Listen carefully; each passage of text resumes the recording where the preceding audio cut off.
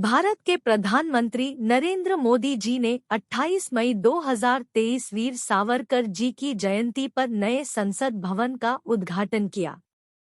इस अवसर पर 75 रुपए का सिक्का और एक विशेष स्मारक डाक टिकट भी जारी किया गया। अब जानते हैं नई संसद भवन को बनाने में कितनी लागत आई।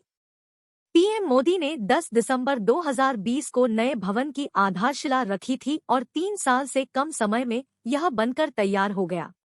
यह निर्माण कार्य सेंट्रल विस्टा रिडेवलपमेंट प्रोजेक्ट का हिस्सा है।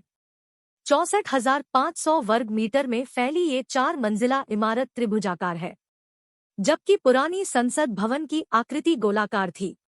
नए संसद भवन को बनाने में 1,200 करोड़ रुपए की लागत आई है। अब जानते हैं नई संसद भवन में कितने सदस्यों के बैठने की क्षमता है। नए संसद भवन का निर्माण दिल्ली में पुरानी संसद भवन के सामने किया गया है। इस नई संसद भवन में लोकसभा और राज्यसभा दोनों इसी के अंदर हैं। लोकसभा चैम्बर में 888 सांसदों के बैठने की व्यवस्था की गई है। यह मोर की थीम पर आधारित है, जबकि राज्यसभा चैम्बर में 384 सांसदों के बैठने की व्यवस्था है और इसे कमल के थीम पर विकसित किया गया है। दोनों सदनों की संयुक्त बैठक होने पर लोकसभा कक्ष में कुल 1,280 सदस्यों के बैठने की व्यवस्था की गई है। अब जानते हैं किसने तैयार किया है नई संसद भवन का डिजाइन। नई संसद की डिजाइन गुजरात की एक आर्किटेक्चर फर्म HCP डिजाइन्स ने तैयार की है। इस बिल्डिंग के मुख्य आर्किटेक्ट बिमल पटेल हैं। बिमल पटेल कई बड़ी इमारतों को डिजाइन कर चुके हैं।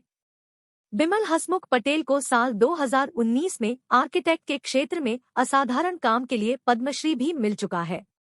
उन्होंने विश्वनाथ धाम काशी विश्वनाथ मंदिर, Gujarat high court building, IIM Ahmedabad campus, Sabarmati riverfront development project और पंडित दीनदयाल पेट्रोलियम यूनिवर्सिटी सहित कई बड़ी बिल्डिंग्स डिजाइन की है।